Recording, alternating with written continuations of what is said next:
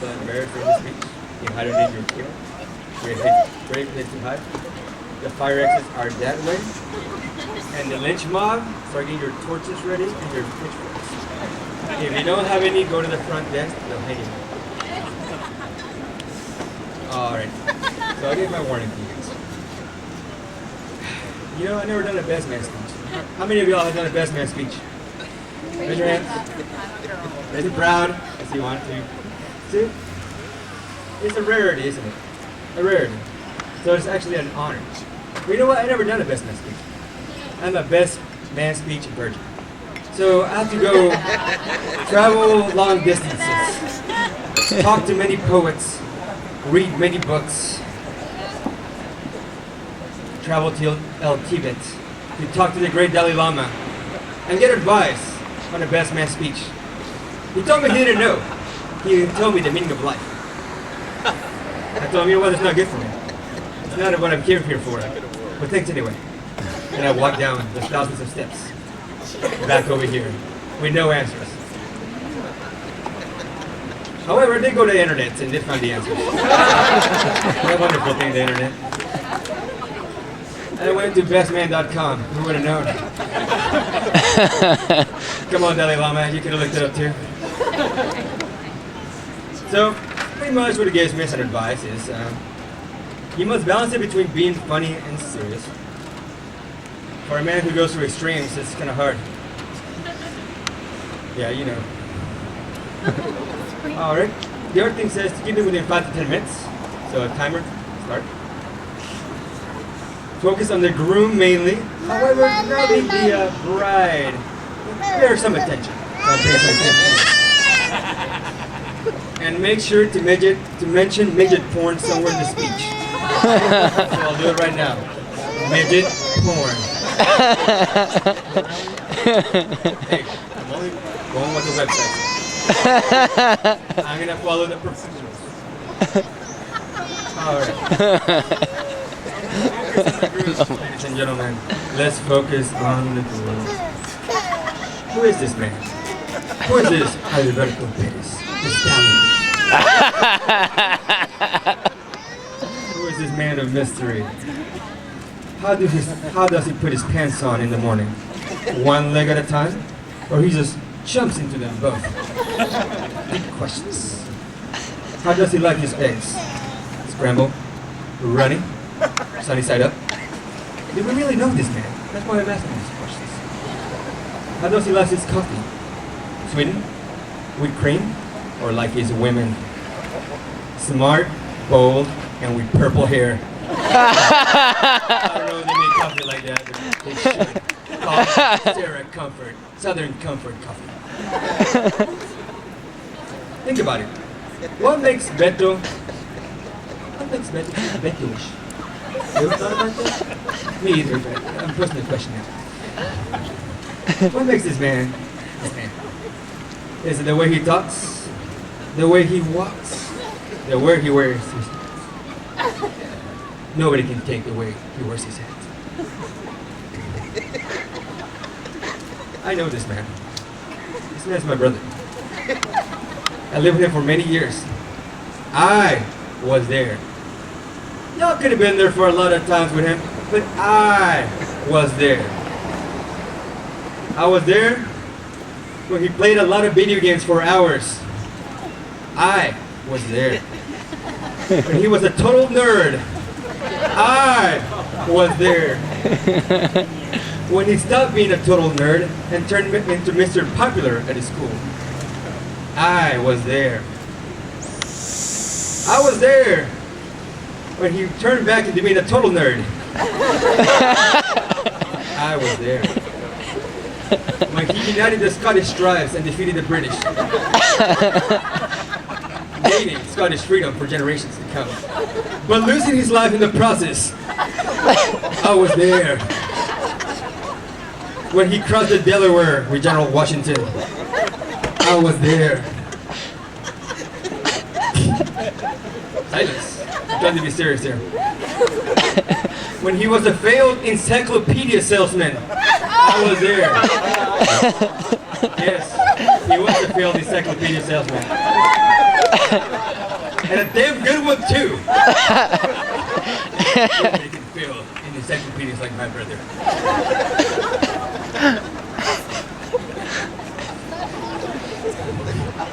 Did you hear a snort?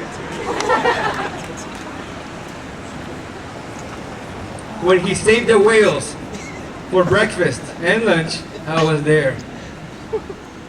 When he shot JFK, I was there. The point is, I know this man. I get to all along.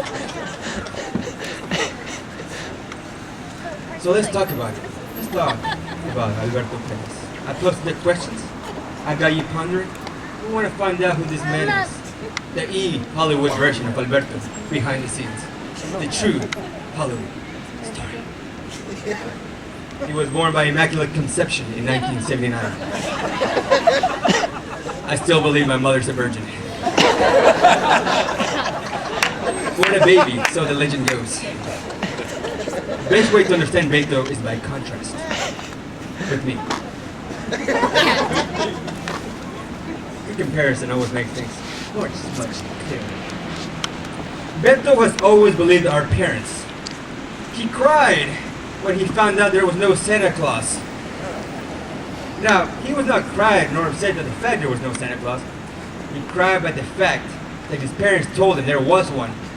He defended them deeply against the evil accusation of his friends that there wasn't one. And when he found out his parents lied to him, he cried. How could they lie to me? How? In contrast, I was always skeptical of my parents. I knew there was no Santa Claus. I knew there was not that fantastic. I knew him. The thing is, I never said anything out of convenience. The moment I told him there was no Santa Claus, I would be afraid that the princess may not come in for Christmas. So I played along. I knew my parents were a bunch of liars the day I was born. Unlike my brother, who still believes me. Beto has always been proper and caring. If you know him well, he always thinks of others, putting others before himself. He is highly responsible, always invited into other people's houses since of his good behavior and manners.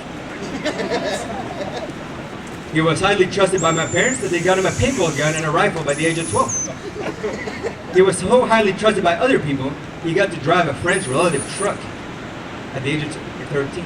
Somebody's truck, like here, I trust you, you're 13, have my keys, repark the car, drive it around, take my sister, whatever, when you're ready. He was highly trusted. He was the natural leader of the cousins, and y'all know that. He was the dispute settler. He always settled the problems between us. He was the man to go to, man to talk to. In contrast, I really had to go to the treasury to find good words to put myself down, but not that much. I was the treasury or? Thesaurus, that's the one. Apparently I didn't look at the thesaurus up in the thesaurus. I was indecent and highly indifferent. Nice words for saying I'm just a total asshole. I was hardly invited to other people's houses. Trust and responsibility were not the worst attachments in any shape or form. I was renowned for making inappropriate comments, as you started to notice.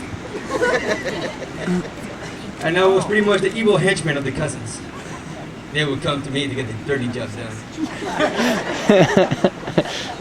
Beto was always strive to do good and make our parents proud. He would always get good grades in school. He liked school. Who likes school? My brother does! He would overperform and achieve, and he brought harmony to the family. In contrast, I was never exactly aiming to get my parents' approval. I would get the minimal grades for passing. I hated school. Sorry, Tim.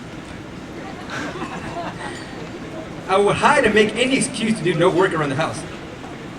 I was notorious to wanting to go to the bathroom when the groceries came in and hide there for an hour or two. I would always successfully achieve underperformance and brought the harmony of chaos to the team. For those reasons, as I have mentioned, if I had the ability to canonize my brother into a saint, I would do it. I brought it up to the Holy Pope. I'm still waiting for the answer. Now that I placed my brother in the highest pedestal of morality and goodness, and placed his name in the drawing hat of the Catholic sainthood, I think it's the right time to bring an embarrassing Beto story moment. All right. Now that he's high, we have to kick the chair and bring him down back to our level. But I'll leave it up to the audience. You know I'm a horrible man, I'll do anything, but I really just want to gauge your mood. So like in old gladiators, in the time of ancient Rome, I will give you a thumbs up, as yes, let's go with a highly embarrassing story, or a thumbs down and we spare the madness. Raise up your hands. Raise them up. Here, let me count them.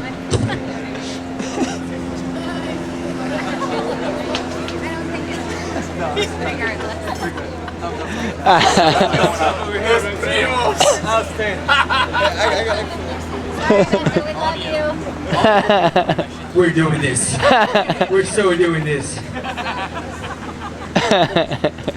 The story of Beto, the embarrassing Hollywood story of Beto, is the diarrhea story. The diarrhea story. You should have known better. Raise your thumbs up. Now you can't be like, we were just a jerk. I can't believe you said that. No, you said it with me. You approved. So together we tell the diarrhea story. Are we gonna meet? I saw you flicking me off. It was the early 90s. That notorious gangster Ice Cube was still making the music scene.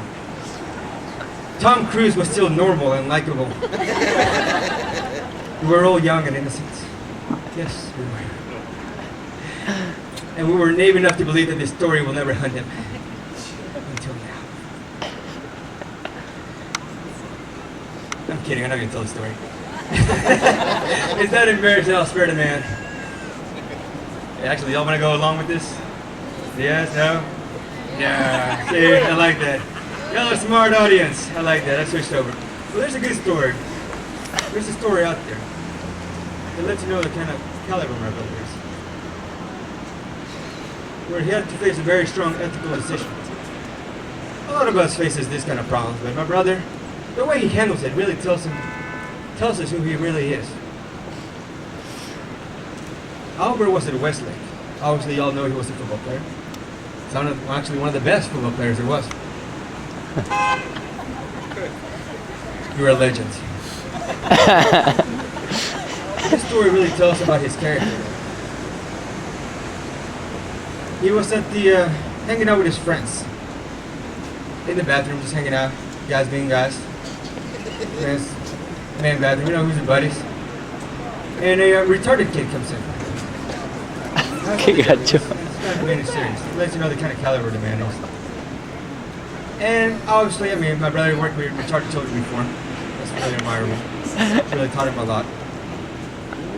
And the football players, his friends, started picking on him, on the Anthony Challenge person. And they thought it was funny. He had this habit. He will grab anything, they will throw anything, he will put it in his mouth. They thought it was funny to throw gum into a urinal and see the mentally challenged person with the gum in his mouth. Over. My brother was there. He was shocked. He couldn't believe his friends were that kind of caliber, that kind of people. But he was in an ethical dilemma. He could stand up right there and break all ties with his friends. People that he had to trust in the field. And football's not easy. People don't like it until you get hacked. Lord knows, I'm only 5'5". Or really defend the mentally challenged person. Albert brought an Albert answer. That's why I love him. He was able to balance both out. He knew what happened was not right in any shape or form. There was no point in exploding at the time. So he brought it up to the principal later on and told him, you know what, this is what happened. I don't think it's right. But at the same time, I don't want to lose my friends at the same time. They're good guys most of the time. And then they have some ethical flaws. And I don't think I can let it slide. That's what I remember from the story. He was able to keep his friends and stop the abuse at the same time. A very balanced answer. Very Albert. Tells you the kind of caliber the man is. Patience, the love, and the ability to do the right thing. It's a rarity. Most people, I'm not saying a lot of most people, there's most people out there that give in to the pressure or just exploding. Destroy the friendships in exchange for justice, or gave in just with the flow. Yeah, I saw the timer. Thank you. Jerk. Albert is my brother. He is my brother. He's also my best friend. I'll be honest with you, I wouldn't even hang out with me when I was here. I wasn't big of an ass. But he did. It shows the kind of man he is. We could have been like any other brothers. We just fight all day, not care about each other, never be involved in each other's lives. But he was truly a really good brother to me. Always been, always has, and always will. And as his best man, I'm really honored that he chose me and he lets me speak in his behalf. You're my best friend. Man. Oh yeah, I can't forget about Sarah. I did promise to give her some attention. I know the real reason Albert married Sarah. Oh yes, I'm gonna confess it right now. It is not for her gorgeous good looks, for her brains, for her brilliance, for her ambition, for her ability to keep her cool under combat, for her awesome personality, and the way they get along with each other. I know the truth, and I'm about to spread it. My brother's the gold digger. He's married Sarah for the money. Don't do it! Once he found out Tim was an eccentric billionaire that turned teacher, he knew the inheritance money was going to come in. Oh yes. And in this economy, I won't blame him. Albert, I love you, man. You chose a great partner. You're my best friend. And you're going to be very happy together. I know this. You know this. We can happen. Oh!